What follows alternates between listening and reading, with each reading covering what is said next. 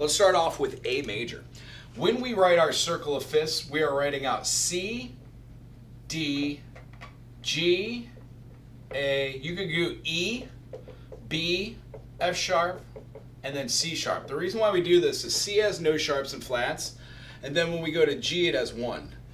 D is going to have 2, A has 3, E 4, so on and so forth, till we get all of our sharps. There are 7 keys that have sharps. What a sharp means, if you don't already know this, I would say check out some of the videos that are on this channel, or just Google it, or watch any music resource any music resource channel out there, and it will help you achieve your goal to see what sharps and flats are, raising a note by augmenting it or diminishing it. Here what we're doing is we're following a pattern called the circle of fifths. This way is called the force. The idea is if you can use your fingers in the beginning, then use your brain, eventually what happens is you start to have chord associations. So C major, I'm able to take this note and do all this nonsense and then go right like this. If I shift that in my mind, I can see that G would go down to F, D would go to C. This concept means a very, very different thing in many, many schools of thought. But for me, I could go C and then 4 notes away and go A minor is its relative minor. G, E, D, B, so on and so forth. You can use the inner circle as your minors, but what today I want to talk about is why we call natural minor natural minor. Reason being is whenever we do analyzation of music, we find that the chords and the key signatures share keys. When we share keys, one, it's not that we don't have to have a sharing key. We can make this up. It just changed to put these on the staff. So when you have light tones, you're talking about why they relate. The reason why music works when we make melodies, or the reason why music works when we're playing chords on a guitar or an ukulele or singing with another 2 people, is because what we're establishing are notes that are called tertiary harmony.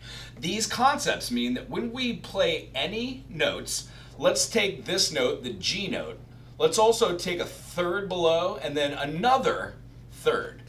What we think is this is middle C. So the sound of middle C in correlation with these notes, we have something that sounds pleasing to the ear. This is a triad. This is what we learn how to do chord construction and for sight reading, just so we can view what these notes are collectively.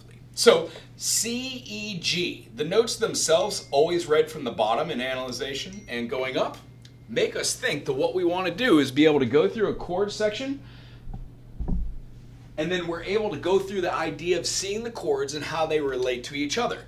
This has no key signature, meaning we are in the key of C.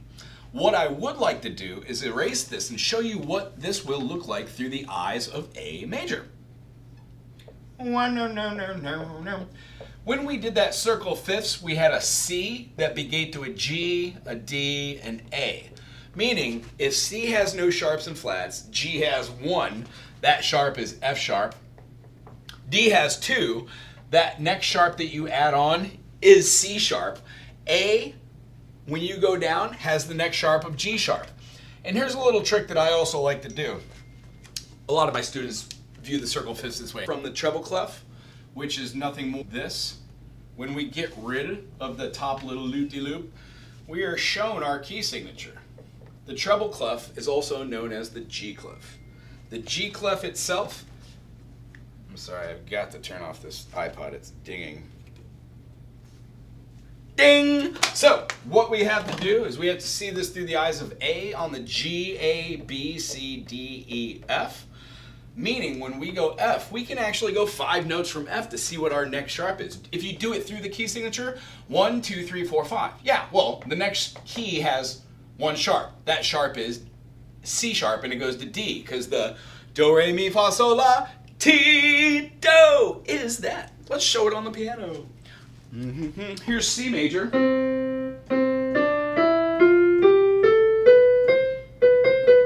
Half step. Half step. When we go to D major, we have D major, E minor, F sharp minor, G major, A major, B minor, C sharp diminish, and D. The reason why those chords work is because 2 of the sharps in here are the F sharp and the C sharp. 4th below, just like the circle of fifths shows, or we go a 5th up. Either way, we're going to find ourselves having F sharp and C sharp. It would also work with any other feeling, and this is called a fifth. The only ones on the piano that are weird, meaning not parallel in mind, I'm just joking. These all are parallel, right? Every single one of them except for B. B is a black key to a white key, and then a white key to a black key. Cool. So our scale in D, when we do our 3 notes under, 1, 2, 3 under, 1, 2, 3 under, we do thumb, pointer, middle, and then go under for the next 5 notes. Well, C sharp fits perfectly, meaning we still have half steps between the 3 and the 4. Now what does that mean? Because of the spacing of these items, the sound we have here that generates is a whole tone, half tone. Whole tone, whole tone, whole tone, half tone for the resolution to the 8 or the perfect octave, the do. Do, re, mi, fa, sol, la, ti, do. When we do our ideas of this in moving keys, C, D, E, F, G, that's where my next sharp is. So the key of A has 3 sharps, F sharp, C sharp, and G sharp. You could see them through the eyes of the circle of fifths, or you could read them on the clef. Here's the C line, and here's the G space. Meaning G, A, B, C, D, E, F, G. These 3 are our sharps. So when we write out this chord, A, C, E, we're not just talking about the chord that's found in the key of C major, which is the reason why we teach from C major is because there are no sharps and flats. In the key of C major, the 6th is its relative minor, and that relative minor is 4 notes away on the circle, as we just pointed out. So that's a pretty good catch me up with not taking too much time about what we're going to talk about today.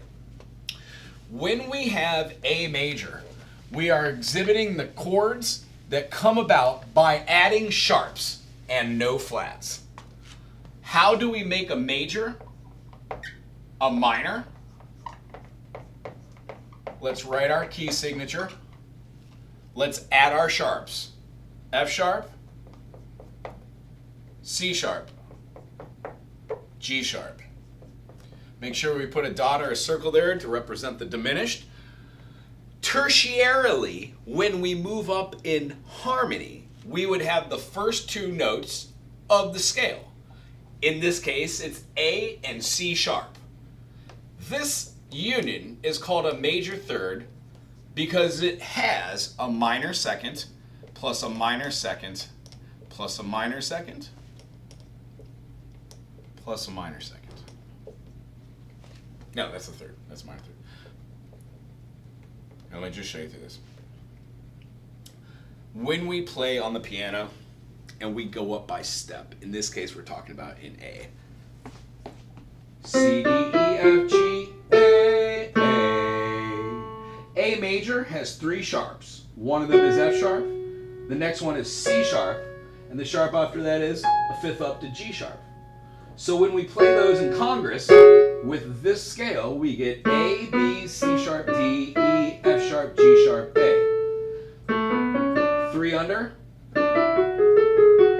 You'll have the right amount of fingers and it should feel good.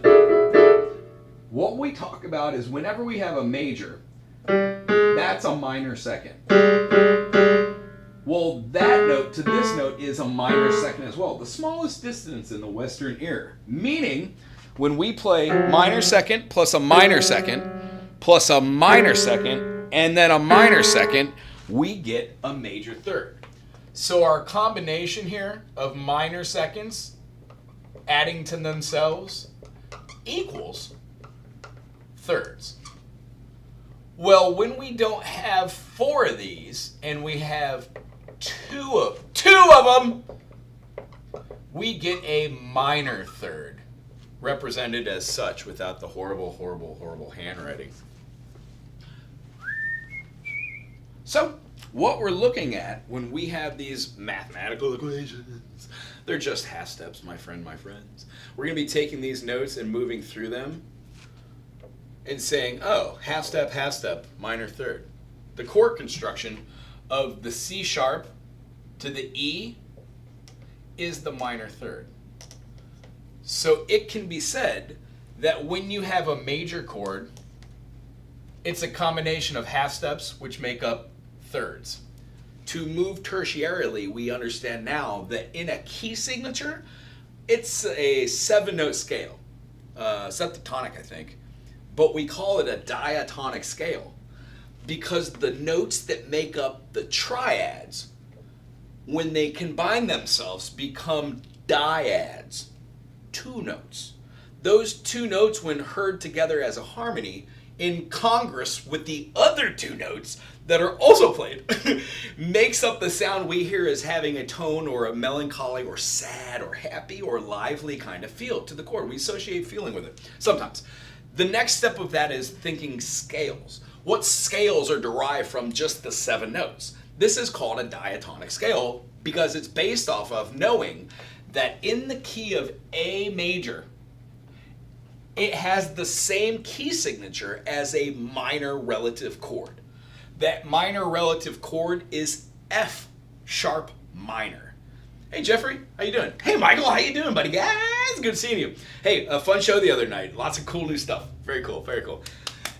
So going through here, the 7 notes themselves are just amalgamations of 7 families of notes. Through the circle fifths, you can memorize what they are. The idea is start small. C major, no sharps. C major, D minor, E minor, F major, G major, A minor, B diminished. And when it gets down to it, you pick the instrument of your choice and you learn how to play. Is that right?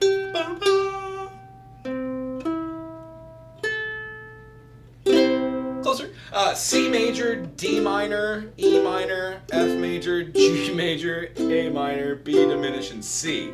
You learn caveats on how to play that on every instrument, on every chord, so you can move flawlessly up and down your fretboard and know exactly that the names of the notes are X, X, X, X, X, X. It takes a while for fretboard mastery, but the idea is you know how you learn. It's either repetition, because you've done it 200 million times, or you teach it, which allows you the ability to slow your pace and explain that the notes like this function this way. And I'm sorry if I talk too fast. If I do, there's a little wheel up here somewhere, and put it down on a lower speed. The only thing it does, it affects the tonality of the piano just a tiny bit.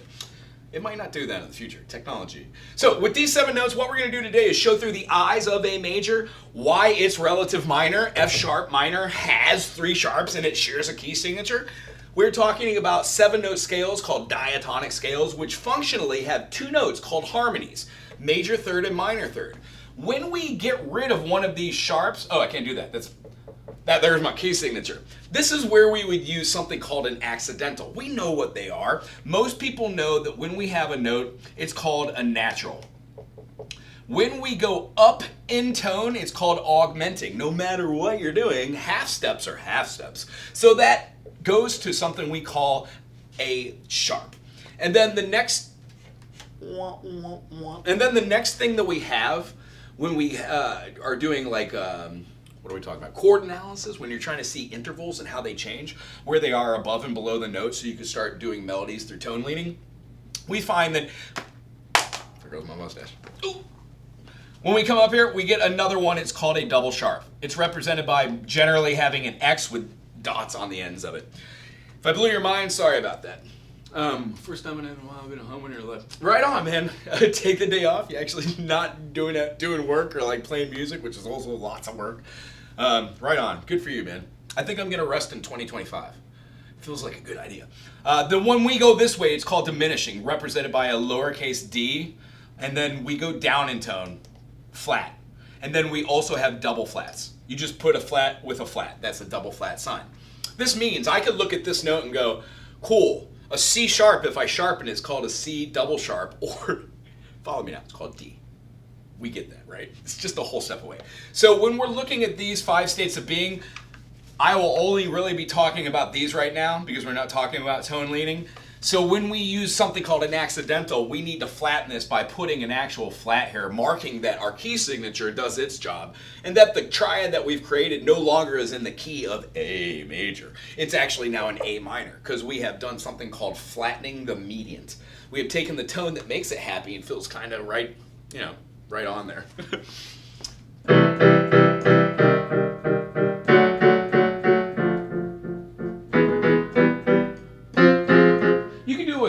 your major triads, because what we're talking about is stacking chords tertiarily. So when we have a flip of that, this flippity flops these two functions. It just makes this the major third now and this the minor third. That's simply said how harmony works and tertiary movements, and why we look at it when we're doing part writing or we're listening to our own melodies. Meaning, if you're playing a chord which is substantially the same thing, and you want to do something like get from one place in music or emotion to another, there are certain things you kind of do and don't do in the beginning of tone writing and part writing, like no leaps and bounds. I would never want to jump from like a C and do anything other that's not in step. C, E, G can get to A. C, E, G, and A is a C6 chord. In the key of A, there is no C. I would be playing a flat 3, but as a major. So I would call that chord something like this, and I would work around that tone. When I'm analyzing music and trying to see what melodies work, I know not to jump from a 1 to a 7. Because as far as like the feeling of chords go, you want to have a consonant, and a consonant. The reason why these sound good tertiarily, major third, minor third, minor third, major third, major third, minor third, minor third, back to the major third. When you do the opposite or the tertiary combination, you have minor third, major third, major third, minor third. It's just the opposite of what we did when playing the majors. But when we get to our 7th scale position, the stacking of those chords are no longer major, second, major, second per minor third. What we're doing is stacking here is we're having 2 flat notes. Hence, when you're seeing a diminished chord, any diminished chord, it's the combination of 2 minor thirds. You're just stacking them. Ta-da! And then we would call that a diminished, represented by a, not a slash, that's minor, beep, beep, beep, and represented by circle. Either that or sometimes this. You could call it a dim. This is called a maj. Sometimes just a capital M, as you've seen over here, lowercase m, M-I-N sometimes. Or you'll just see a chord represented by like an F and an M. I like to write mine as jazz notation with a hyphen. It's easier on my brain than seeing one more letter. But as far as you do you. And as far as this, the combination that we go through here, we have our minor third plus a minor third. So now we know that these are the building blocks of music. Tertiary harmony, tertiary function, allows us to see stuff like this. If I sharpen my 5th, that now means that we have a major third on bottom and a major third on top. That gives us our chord structures of being able to play. Now, why am I explaining basic music theory when today's topic and subject is the natural minor? You have to have a basic understanding of what the major is to understand what the minor is, because it, as I'm about to show you right here, when we did this, we had flats. If I had both of my subjects as major third and major third, I would now achieve this chord. This chord is called an augmented, represented by capital letter A, opposed to the diminished, which always has a lowercase d. When we use this function, we use a plus sign, and it quite literally is our combination of major third plus a major third. That gives us our aug. Next time you're playing any chord, Google any aug on this channel, or just Google another channel that shows chords, or find your resources, or just play the ones you know. Replace an augmented chord for a diminished chord. So if you're in the key of X, go to that chord and go up a 4th and replace it with that name. Try that as an augmented and see how that plays with the air.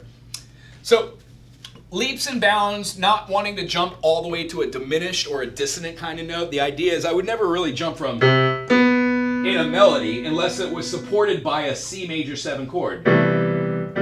Because it just sounds too rough to go. If I was doing like...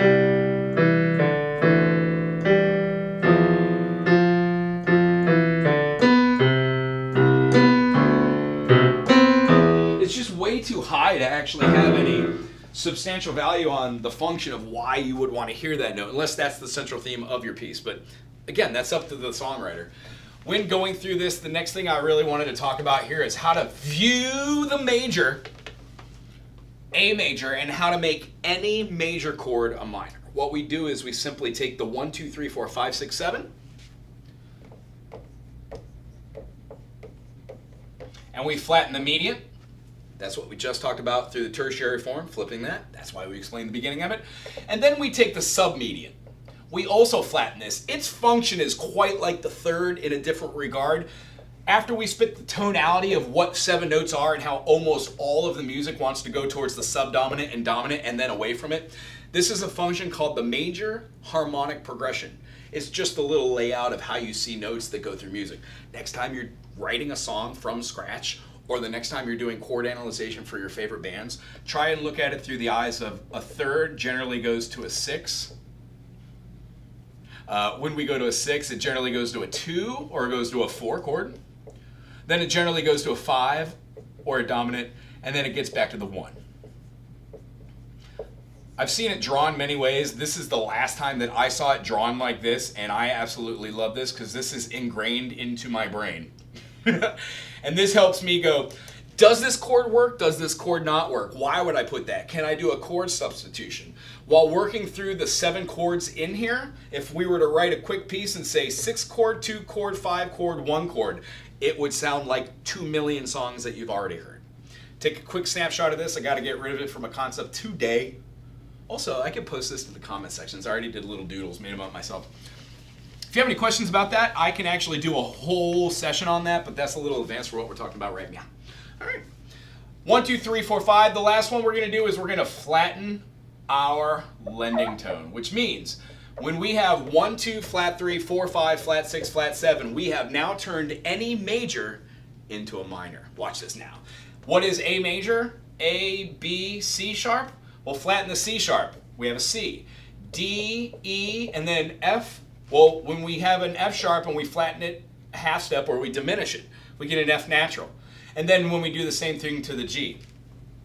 I hope you saw it, but if you didn't, I will re-explain this. The reason why A minor shares a key signature, no sharps and flats, is because whenever you have any chord built off of these, like if I put this right here, that is an A minor because the lowest note on the bass clef is a G. A, B, C, D, E, F, G, A, B, and then middle C, and that's where your treble clef fits in. Here we have an A, C, E. It's not an A major because there's no sharps and flats in this key signature. So when we see things through the eyes of the major, it does 3 things. It allows us to see all music through the eyes of the major and instantaneously be able to recognize what the difference is between the major and the minor. The utilization of this concept plus the idea of the circle O fifths, when we have a C, G, D, A, E, B, F sharp, and C sharp, if we go the opposite way and have F, which has 1 flat, that flat is B flat has 2 flats, they are B flat and E flat has 3 flats, B flat, E flat, and A flat, we find ourselves getting down to the bottom of. I got the stubbles. C sharp is D flat. G flat is F sharp. And lo and behold, our last key that has 7 flats, C flat, is the same as B major. By naming them enharmonically, we are able to do two things. We don't rename letters. So we don't say like A, B, C sharp, D, E, F sharp, A flat, A. What happened to G and why would I say A twice, especially as a sharp and a flat, or as a natural and a flat? Doesn't make sense. So that's why we name those appropriately. Sometimes you have extension chords. A lot of jazz chords will be like a C major 7, sharp 9, add 11, and you're like your brain explodes. There's a rhyme and reason. Write it out on the staff. Look at the tone quality through the idea of the key, and then be able to derive some sort of madness out of what these chords are and what they mean to the relationships of other chords when putting them together. I know that's an over-analyzation of what music is. It's put some cool stuff with some cool stuff and making it sound good. That's the simple explanation. This circle of fifths allows me to go, oh, A minor and C major had the same key signature. Nothing. So how about the key of A major? The relative minor is this, the F. That means that we would essentially, by learning one key, need to know what the other key is. F sharp minor is its relative. So the idea is, if we were to go here in the circle fifths and go, where is F sharp? No flats, 1 sharp, 2 sharp, 3 sharp. Those sharps are these. You keep adding. So E has F, C, G, and D set as F sharp, C sharp, G sharp, and D sharp. When we get all the way around to here, we have 6 sharps. The only note in the key of F that is not flattened is the note that is the flat in the key of F. Now watch this with me. How many sharps are there in F sharp? 6. The first sharp is in the key of G major. 1, 2, 3, 4, 5. The next sharp is C sharp because it's 5 notes from F. Or 5 notes from O. No matter how you want to see these enharmonically, as a sharp, flat, natural, they're always going to be 5 notes. It's called a perfect fifth. When we do the opposite of a perfect fifth, it becomes a perfect fourth. I'll explain that later in tertiary harmony. Actually, I've already done a video on that. And then when we go C, F sharp, C, D, E, F, G. G is the sharp in the key of A. You could also go from the chord you're on. You could go, okay, we're in A. A has G sharp. A, B, C, D, E. E has 4 sharps. D sharp. And then D, E, F, G. You could do that too to go through. A. Well, what's the next one? We have 6 sharps. A, B, C, D, E. So F sharp is F sharp major, G sharp minor, A sharp minor, B major, C sharp major, D sharp minor, E sharp diminished. Those are our triads, major, minor, minor, major, major, minor, diminished, given through the eyes. How do we make any major chord a minor chord? We flatten the third, we flatten the sixth, we flatten the seventh. When we get rid of the third, we get rid of the sixth, and we get rid of the seventh, we are left with 3 sharps. The reason why F sharp minor and A major share the same key signature is because they are a relative major minor. They share the same keys. So today is the really super groovy part. We're going to talk about natural minor and how it's used. I'm going to show you 2 things, and that's probably all the time I have after babbling about tertiary harmony and how to make any major a minor. And I can't talk today. What we're going to do is we're going to take A minor. If you have your instrument with you, what I'd like you to do is see 3 things. You can always replace the natural minor with the 2 or 3 to build tension. Meaning, if we're playing a chord structure in the key of C major or A minor, because they have the same, the spelling of it is no longer 1, 2, 3, 4, 5. I write a lowercase 1. That lowercase 1 is now subject to some pretty cool stuff. One of them is this. The tonality that we had from the 6th chord is now the 1 chord, which means if we're going to be playing the next chord, which is going to be a 2 chord, also has a minor third leading it, but our 2 chord is no longer just a minor with a 1 flat 3 5. It's a 1 flat 3 flat 5. This is where our diminished chord lies. So when we go to our next chord, we have a 3 chord, but the 3 is viewed not as a lowercase, but as an uppercase. After that, we would have a 4 chord, but because the 4 chord is feeling what the 2 chord would have been in the major context, we're left with a very cool option. We're now seeing the minor. Man, that glare is ridiculous. I'm going to move this. Sorry about that, folks. Horrible. We have a minor 1, a diminished 2. We've got a major 3. We have a minor 4, a minor 5, a major 6, and then a major 7. This means that the spelling that we use to say our major in the key of C, C, D, E, F, G, A, B, C, that's viewed through the eyes of a mode called Ionian. Ionian is a major scale. It is the representative that I was talking about. All music is viewed through the eyes of the major. So when we flatten the 3, the 6, and the 7, we're left in the key of C with A minor. Our A minor, B diminished, C major, D minor, E minor, F major, and G major are still exhibited as being the same tones they were in a major, but now we view them a little bit differently. The reason why minors are very cool, natural minor is found in one of the other minor modes called melodic minor. Reason being is, when you ascend, it's called ascending melodic minor. When you descend from melodic minor, you go down with the natural minor. This is a concept which is used in a lot of music. It's actually considered the standard rule of thumb. When you do something counter to this, it's not displeasing, it's just not this. That's all I'm going to go into now because I want to save that for melodic minor. The one that we have besides melodic minor is called harmonic minor. That allows us to hear this natural minor with one special function.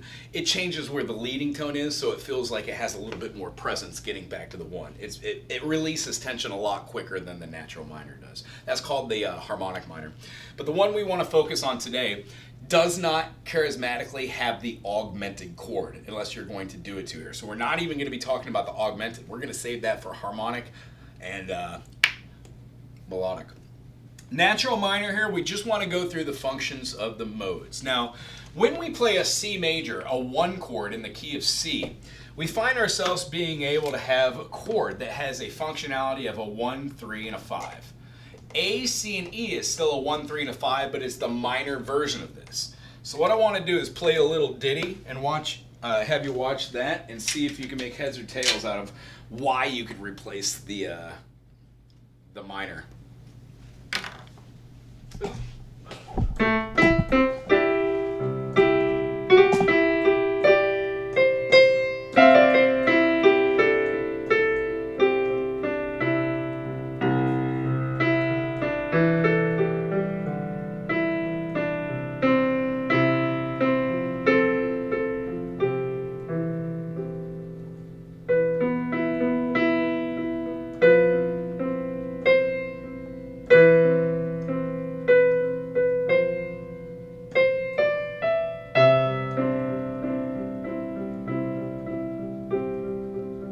Up till this point, I've just been doing kind of C major. I'm going to explain this later, but I'm using a pentatonic, a 5-note scale to generate function and form, and then a little bit of melody to give character. If I were to regenerate it, watch what happens when I throw an A minor into the mix.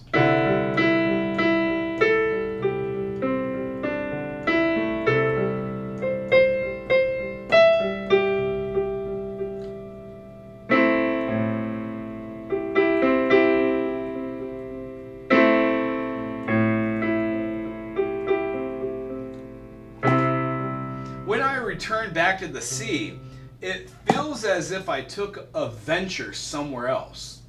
The reason being is all of the tension in the key of C major is being pulled towards the G major or the F major at best.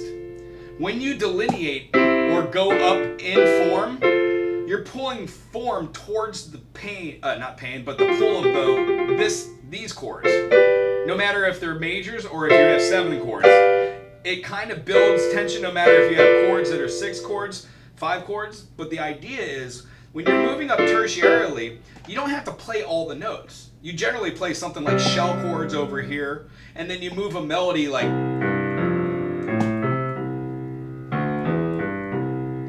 When we're talking about pentatonics in a major key, we avoid the 4 and the 7. So we have a 1, 2, 3, 5, 6. When I went to the A minor, it built some tension called a deceptive cadence because you feel like no matter where you're going to go, you're supposed to resolve to the 5. And then back to the 1. It's the major harmonic progression. Well, when playing with a minor, it changes the way that the ear feels about that major harmonic progression. Simply said, you start writing in the context of minor modality, and it's not well expressed when you're learning these for the first time. At least it wasn't with me. I had so many questions about what modes were. I did a lot of work asking people. I watched a lot of people doing them. Videos when YouTube was like brand new. And watching people play in a manner where they were capable of like just flawlessly moving up and down the fretboard blew my mind, because at a certain point I couldn't get past majors and minors.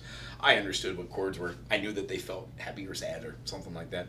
And then the end result is I didn't understand the chord construction and how like part leading and writing and like how to get outside of oneself and not think that I knew everything because I knew like 5 chords. And when I went to college and learned about like how to sing in part and how to view and write madrigals, and you know, it made a lot of sense that there's a lot of information and it's not just an overnight thing or a 4-year course. It's a life journey. These concepts are a little bit heavy, but when we show what we're about to show today, it adds more function to the idea of the major. Now, with these, we still have modal structures. So what I want to do is just write these out and have you see what these structures are and how they play into this. All these notes represented make sure that we have this: A, B, C, D, E, F, and G. As we explained, this is called Aeolian. A-E-O-L-I-A-N,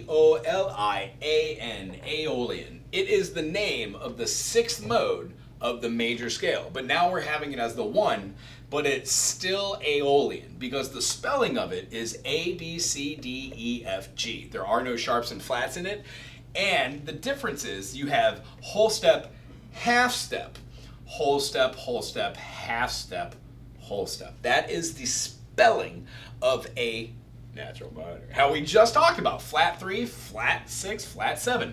Because when we view it through the eyes of A, we're like, oh yeah, C sharp, F sharp, G sharp.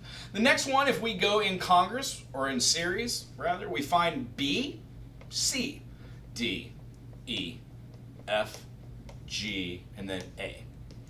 Notice how each one of these shift down. When you write out your scales, you will then find that some scales are hypothetical, some do not work with themselves. This one just so happens to be a great way to show how this works, so I'm just going to do C, D, E, F, and G. That is our musical scale. At this point, I can either go down or over just to complete the grid, and I hope this doesn't break your brain. If you like numbers, awesome! So we have D, E, F, G, A, B, D, E, F, G, A, B, C, E, F, G, A, B, C, D, F, G, A, B, C, D, E, and then G, A, B, C, D, E, F. Can we see down that low, or am I dummy? There we go. So when we're looking at these, we can hear them through step, and we can write out the movements if we want. We might go back and do that in a second. B to C is a half step. All right, that's weird. That means to be 2 things. When viewing this through the eyes of the minor, you can write them out, or we can view it through both.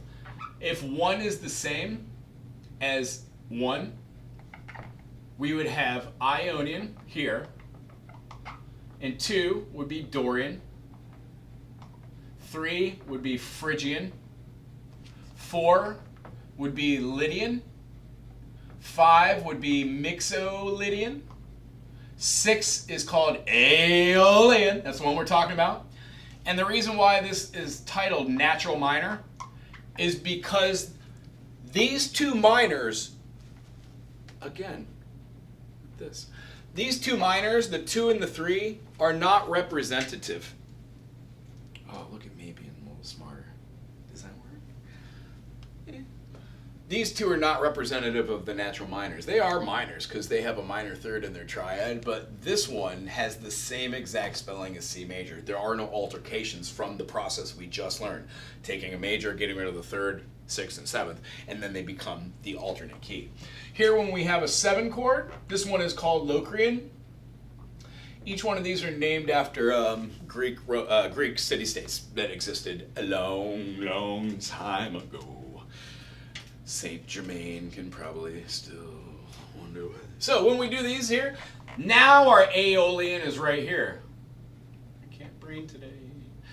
Now our minors are minor 1. Our diminished 2 is going to be our Locrian. Do you see how this works? When we go to 3 here, this is now bing, bing, Ionian. We get our Dorian out of our 4.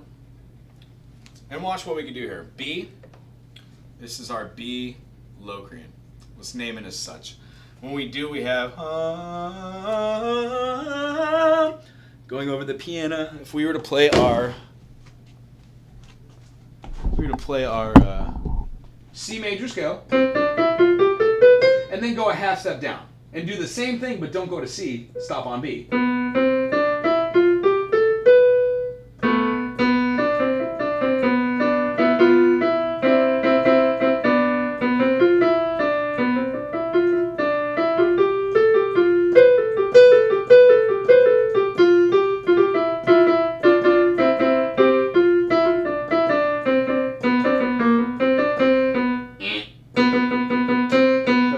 So I did it. Anyway, B, C, half step. C, D, whole step. D, E, whole step. E, F, half step. F, G, whole step. G, A, whole step. A, B, whole step. That there is the spelling of Locrian. So, what we're doing is going down the number line. C, D, E, F, G, A, B. No sharps and flats. C here in the beginning. When we play it, it sounds like a major. So it is C Ionian. When we play our next note, D, E, F, G, A, B, C. Up till this point, I haven't really pointed this out, but going through the idea of doing everything through the major, what we come upon is this.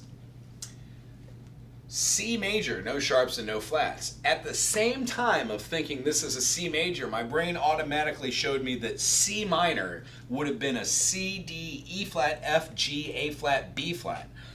3 flats, and my brain automatically goes over to the circle of fifths and says, if F's here, B flat's here, and E flat's here, and this is 1 flat, 2 flat, 3 flat, that means that E flat, out of a possible diatonic, septatonic scale, those 3 notes that are flat, when I flatten those, E major has 4 sharps. E flat has 3 flats. E flat has a relative minor. That is the 6th of its chord. E flat, F, G, A flat, B flat, C. The reason why E flat and C minor share a chord, or a key signature, is because we play these inadvertently by having notes that fit inside the scale. So being able to play in a major is wonderful, but being able to get the full use of your natural minor scale takes effect when you're doing writing of parts and like maybe making dyads that form harmonies that make the chords you're playing in a major progression feel just a little bit different. When we do our D here, D, E, F, G, A, B, C. Well, D, E, F sharp, G, A, B, C sharp is how to spell D major, right? Has a major 1, minor 2, minor 3. This is the F sharp from the key of G major. We can see down here that in the key of C major and A minor, there is no F sharp. It's an F natural. That makes us go, oh, G is not G major. It's G mixolydian. Because the spelling of a mixolydian is like the 5th scale position in a major. It just shows us that the notes that we use aren't what they are in the other key. G major has an F sharp. It has a T-do. If it doesn't have the T-do, the half-step resolution, it has a ta-do. It has a whole step resolution. Still a resolution, but it doesn't have the gravitas or the feeling that having that half step does when it falls right on. That's why it's called the lending or the leading tone. So when we go through the process of seeing this, I can say, yeah, this is G mixolydian. D right here. The feeling of D when we play this is called D Dorian. It's a wonderful thing. In the key of D major, we have D, E, F sharp, G, A, B, C sharp, and D. The chords derived are D major, E minor, F sharp minor, G major, A major, B minor, C sharp diminished, and then back to D.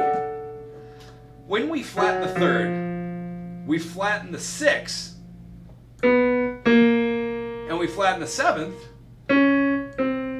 we get our flat. The reason why D minor and F major have the same key signature is because they both possess the B flat.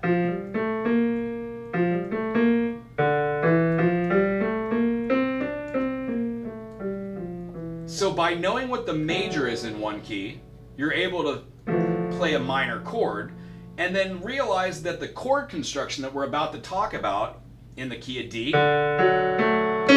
this is called a D major 7. And it sounds phenomenal. But when you switch to the minor 7th, not the major 7th, but the one that's more closely pulled towards the 5 and the 4, you start to see that the chord that's created as the triad, because we have these notes, triads, where they're not tetrachords, we don't have one more note, but when we do this, we're adding that one note. So these tetrachords quite literally are the combination of two triads in the key of C, C major, and E minor. Take that weird dissonance I was talking about. Terrifying. And they make it sound wonderful.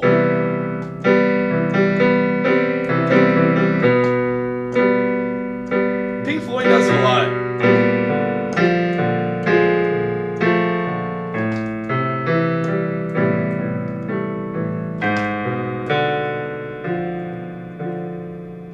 Anyway, I could play all day.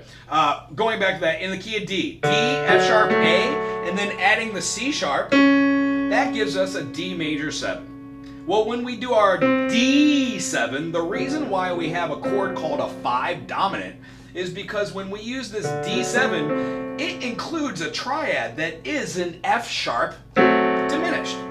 1, flat 3, flat 5, opposed to F sharp major or F sharp minor. And F sharp diminished feels like it's going somewhere because T-do goes right into G, as we aforementioned. So by knowing what your key signatures are in the major and then knowing what they are in the minor, you're able to flow in and out of key signatures and relatively play something called modal structures over creating melodies. D Dorian, the next one is called E Phrygian, and then we have F Lydian. The way we feel about these, any chord that has a minor is called a minor movement chord, like a D, E, and then Locrian. Kinda. This one's special. We're going to do videos that talk about each one of these modes, but what I want to leave you on here today is how to take the concept of a major pentatonic that we aforementioned, 1, 2, 3, 5, 6. In the key of C, it would have been C, E, that is incorrect, C, D, E, and then we're going to play G and A. You could play all these notes in Congress anywhere, all over the whole thing. When we play a minor pentatonic, we have 1, flat 3, 4. We're going to go up to our 6 and our 5 and our flat 7.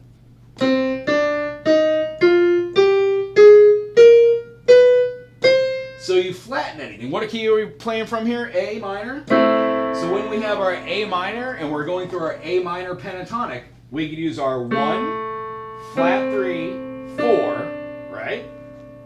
Our flat 7. See how that works?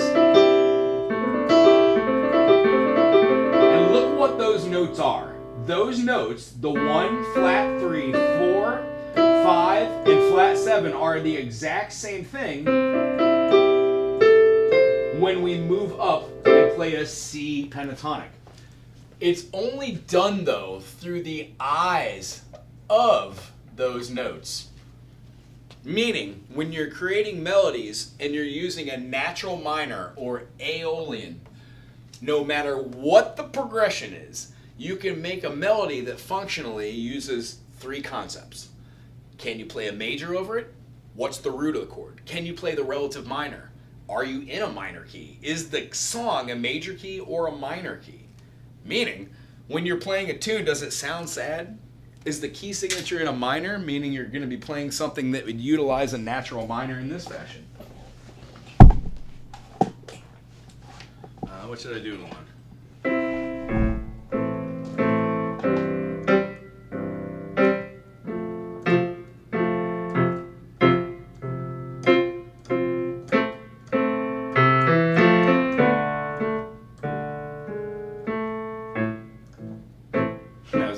harmonic minor.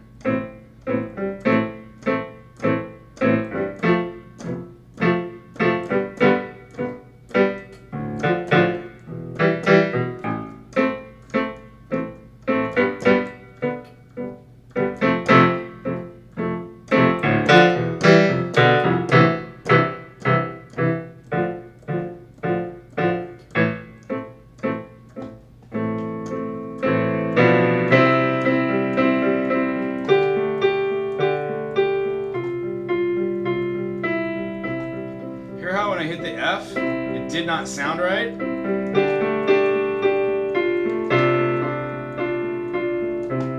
Sounded better when I combined it with its relative minor, this dyad of a D and an F. But F alone on itself with a fourth over any of these chords, D minor, yeah, but it wasn't fitting in with the melody, unless that's the melody.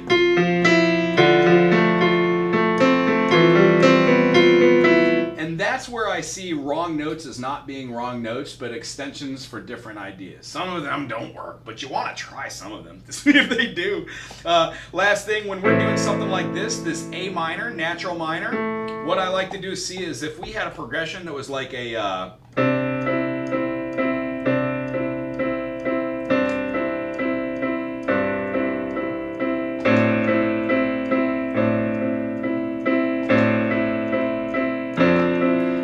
C in the root. This is a C2. This is a C6. This is just a C with a 5. It's an inversion, a second inversion. And then F underneath on here would be a sus4. The combination of the melody notes of no matter how you play it, this is causing a dissonance in the resolution and the melody is moving it.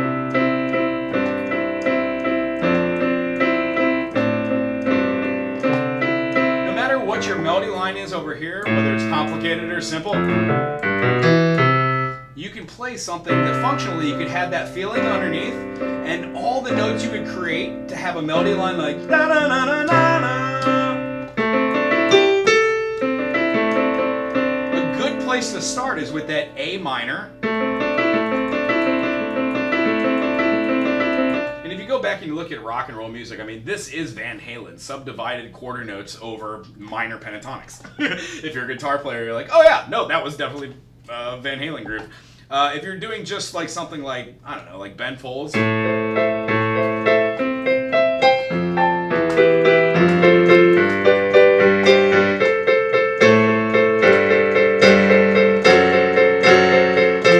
If you move out of chord, yeah, you're going to kind of another chord, but almost anything you're going to do that's near A minor is relative. Even if you went to a major there.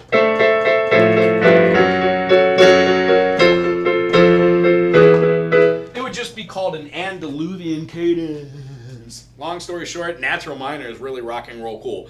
Why do we explain natural minor in the beginning while we explain the major? Is because they work hand in hand. What I like to do is when I write a song and I've got something like F major. F major has one flat. That flat is B flat. So when we play F major, G minor, A minor, B flat major, C major, D minor, and then we have E diminished, or the 5 dominant. C major 7, C7 sounds exactly like an E diminished because it resolves to the 1. And the 1 sounds like the 6 because all you're doing is adding the addition of that one note, the root note in the minor, your relative minor, which is in the key signature. 1 flat in the key of D minor means if you've got a song which is going something like, I don't know, D minor,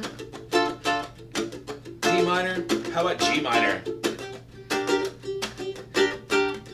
What about the 5 chord? And then go to the 7 and back to the 1. You can go to the 6. And that 7 chord is going to feel golden going back into the D minor because it feels the exact same as the F, just in a natural minor potential. meaning you're shifting the gravity of where the dominant lies in the 4 chord of the 5 chord, subdominant and dominant, and pulling it back towards what we consider the deceptive cadence, the deceptive note. Your ear doesn't register to it until it's on it, and then you're like, oh yeah, no, that feels good. And then what's beautiful about most music, you go through different forms of music that'll take you through adventures.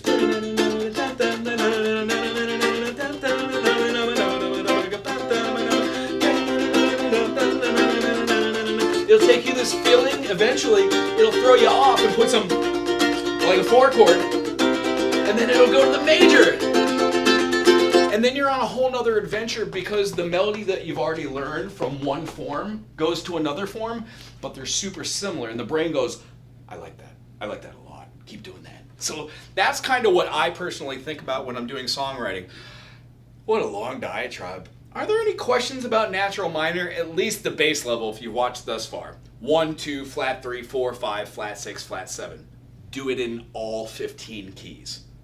C, G, D, E, F, G, A, B, F sharp, C sharp. Go the other way around. F, B flat, E flat, A flat, D flat, G flat, C flat. Once you do that and C major, you got it.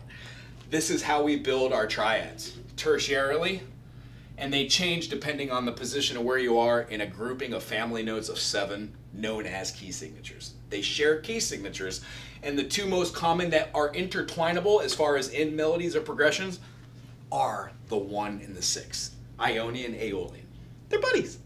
Next time we chit chat, I'm going to be talking about one of my favorites, harmonic minor. We're going to take the same concept of 1, 2, flat 3, 4, 5, and then we have a flat 6, but we have a natural 7, and then the 1. What a great skill. Anyway, thank you very much for being here today. If you have any questions, put them in the comment section. Otherwise, have a wonderful day. Bye, Michael. Bye, Jeff.